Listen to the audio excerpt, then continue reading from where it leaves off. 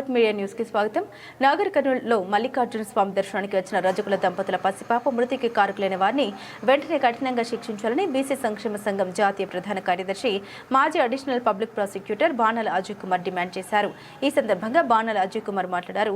దైవ దర్శనానికి వచ్చిన రజక కుటుంబంపై దాడి చేయడం హేయమైన చర్య అని మండిపడ్డారు. ఈ ఘటనపై ముఖ్యమంత్రి రేవంత్ రెడ్డి స్పందించి దోషులను కఠినంగా శిక్షించాలని కోరారు. రాష్ట్రంలో దళితులకు బీసీలకు భద్రత లేదని నాగర్ కర్నూలులో పసిపాపపై అమానుషంగా వ్యవహరించారని బాణాల అజయ్ కుమార్ ఆవేదన చెందారు. బీసీ సంక్షేమ సంఘం జాతీయ అధ్యక్షులు ఎంపీ ఆర్ కృష్ణయ్య, బీసీ సంక్షేమ సంఘం జాతీయ వర్కింగ్ ప్రెసిడెంట్ అరుణ్ బాబు నాయకత్వంలో అన్ని సంఘాలను ఒకటి చేసేందుకు అందరం ఒకటే ఉద్యమం చేపడితే మీరు ఎక్కడ ఉంటారని ఆగ్రహాన్ని వ్యక్తం చేశారు.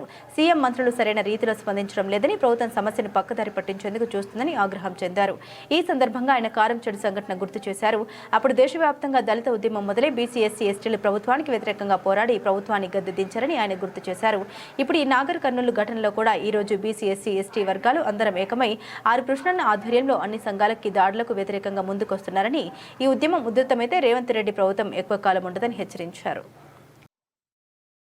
మొన్న నాగర్ కర్నూలు జిల్లా కుమ్మెర గ్రామంలో జరిగినటువంటి సంఘటనలో 2 నెలల చిన్నారి మృతి చెందడం జరిగింది. మరి వారికి మద్దతుగా రాజ్యసభ సభ్యులు ఎంపీ టైగర్ కృష్ణన్న గారు మరియు నేషనల్ వర్కింగ్ ప్రెసిడెంట్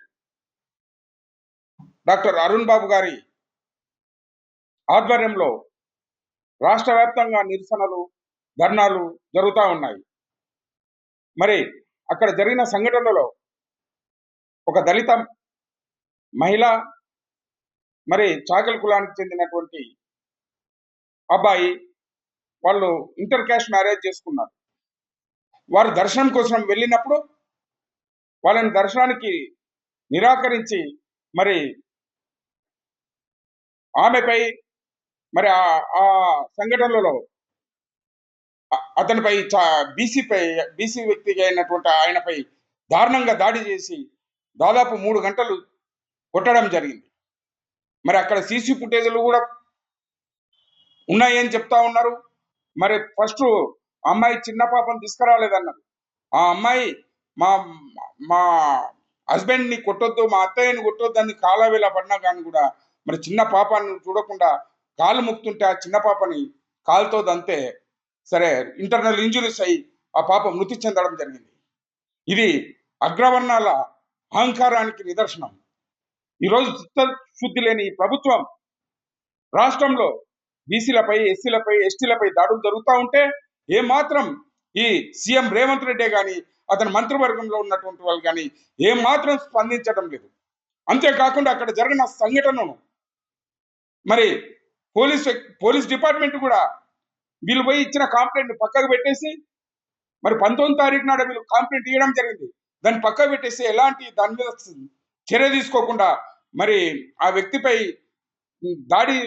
బీసీలపై దాడి చేసి కొట్టే సందర్భంలో మరి ఇంజురీస్ అవుతుంటే ఆయన తోసేస్తే అవతల రెడ్డి వర్గానికి చెందిన వ్యక్తికి చిన్న ఇంజురీ జరిగితే వాళ్ళ కంప్లైంట్ తీసుకున్నారా తప్ప వీళ్ళు ఇచ్చిన కంప్లైంట్ను ఇంత పెద్ద ధర్నాలు ఇవన్నీ మరి ఈరోజు ఎస్సీ ఎస్టీ మరి అన్ని సంఘాల ముందుకు వచ్చి పోరాడుతూ ఉంటే కంప్లైంట్ తీసుకొని ఎంక్వైరీ చేస్తా అన్నామని చెప్తున్నారు. కానీ దాంట్లో ఇప్పటికీ 3 మాత్రమే అరెస్ట్ చేసినారు. మిగతా నిందితులని ఇంతవరకు అదుపులోకి తీసుకోపోలేదు. అంటే ఇది కావాలని ప్రభుత్వం రెడ్డి వర్గానికి చెందిన వ్యక్తులు దాంట్లో ఉన్నారు కాబట్టి అరెస్టు చేయకుండా దాచిపెడతా ఉన్నారు.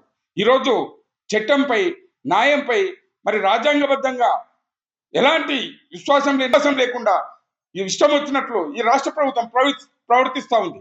గతంలో కూడా మరి కోదాల దగ్గర ఒక ఎస్సీ దళిత బిడ్డను లాకప్ జరిగింది.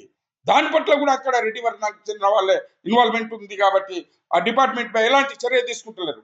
మొన్నటికి మొన్న కానిస్టేబుల్ సౌమ్య గాంజాయి తరలిస్తుంటే పట్టుకుంటే వాళ్ళు మీదికి వచ్చి యాక్సిడెంట్ చేస్తే అమ్మాయి చనిపోయింది.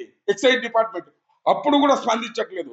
మరి బీసీ వ్యక్తికి చెందిన ఈశ్వరాచారి బీసీ రిజర్వేషన్ల కోసం వర్ణిస్తే స్పందించట్లేదు. మరి ఈ రోజు చెప్పడం ఏమంటే రేవంత్ రెడ్డి గారు ఖబర్దార్, ఈ రోజు బీసీలు, ఎస్సీలు, ఎస్టీలు అందరం ఏకమైన టైగర్ ఆర్ కృష్ణన్న గారి ఆధ్వర్యం లోపల మందకృష్ణ మాదయ్య గారు, విశారదన్ మహారాజ్ గారుతో పాటు అన్ని సంఘాలు ముందుకు వచ్చి ఈ జరిగినటువంటి ఈ దళితులపై దాడులకు వ్యతిరేకంగా ఈ రోజు అంతా ఒకటై ముందుకొస్తా ఉన్నారు. ఈ ప్రభుత్వం కూలక తప్పదు.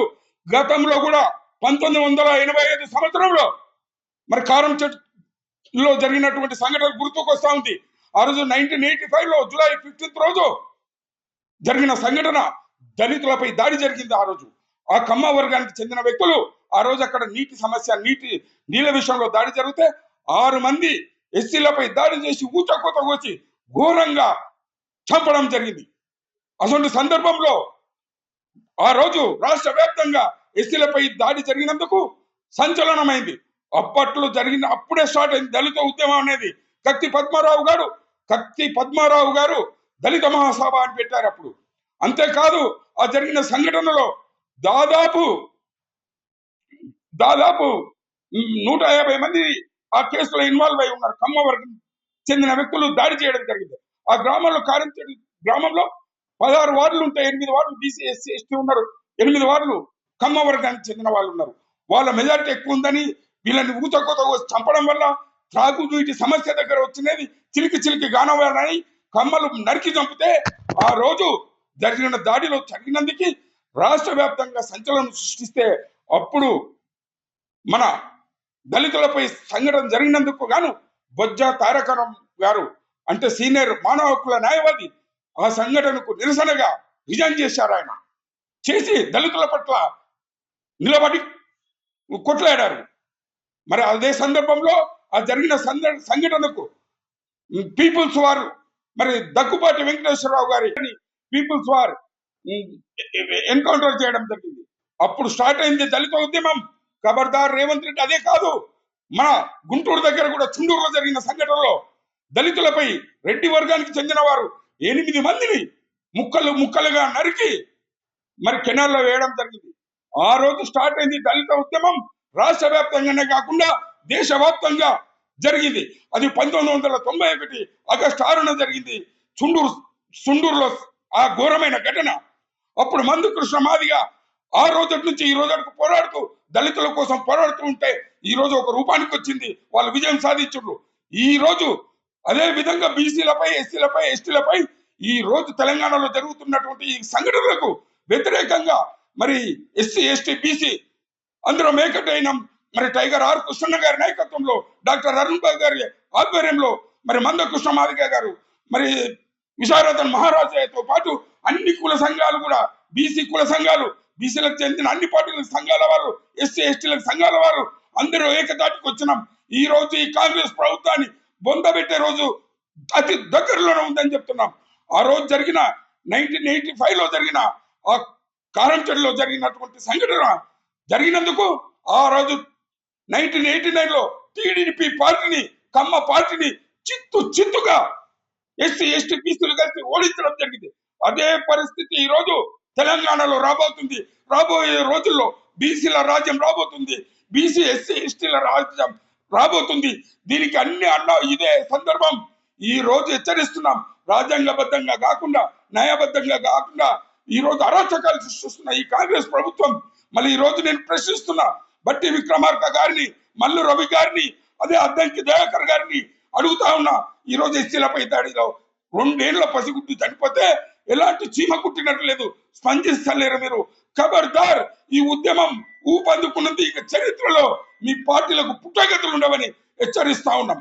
అంతేకాదు ఈ రోజు దీంట్లో న్యాయ విచారణ జరగాలంటే జ్యుడిషియల్ ఎంక్వైరీ కాదు, మాకు హైకోర్టు సిట్టింగ్ జడ్జితో విచారణ చేపట్టి మరి జరిగిన సంఘటనను ఎంక్వైరీ చేసి హైకోర్టు సిట్టింగ్ జడ్జి తోటి మాకు అక్కడ ఎవరైతే ఇన్వాల్వ్మెంట్ ఉందో వాళ్ళ మీద చర్య తీసుకోవాలని, అదే విధంగా ఈ కేసును తప్పుదోవ పట్టించినటువంటి పోలీస్ డిపార్ట్మెంట్ మీద, మరి ఆర్డీఓ ఎంఆర్ఓల మీద, మరి దీని ఎన్కౌంటర్ నడిపించిన గవర్నమెంట్ వ్యవస్థలు కూడా సరిగ్గా పనిచేయలేదు, వాళ్ళని కూడా కఠినంగా శిక్షించాలని నేను డిమాండ్ చేస్తా ఉన్నా.